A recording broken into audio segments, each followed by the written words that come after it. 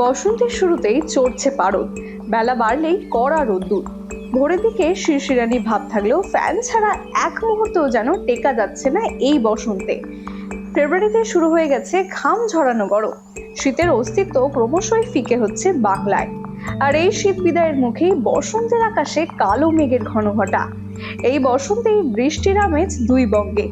বছরের প্রথম বৃষ্টি, ঠোঁটের কোণে হালকা হাসি। বসন্তের আকাশে এই কালো মেঘের ঘনঘটায় শেষমেশ স্বস্তির নিঃশ্বাস ফেললেন নিশ্চয়ই।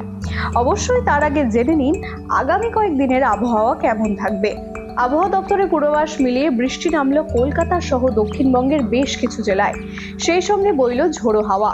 বুধবারও ভিজতে পারে উত্তর ও দক্ষিণবঙ্গের বেশ কিছু জেলা।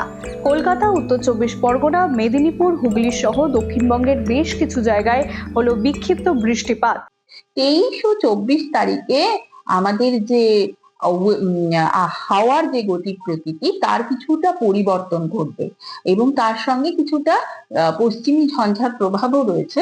এর ফলে আমরা দুই বঙ্গেই হালকা থেকে মাঝারি বৃষ্টি পাবো কয়েকটি জেলাতে।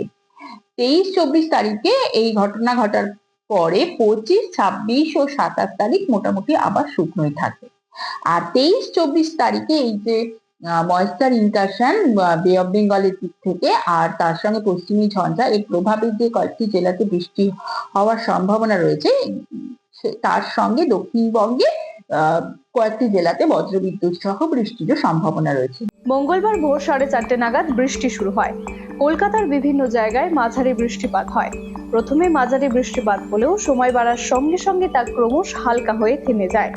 বসন্তের রোদের সঙ্গে মেঘের লুকোচুরি, কখনো ঝড় বৃষ্টি, কখনো বাড়ন্ত গরম। এই দ্বৈত আবহাওয়াতেই কাটবে চলতি সপ্তাহ। Bureau report, news poll Bangla.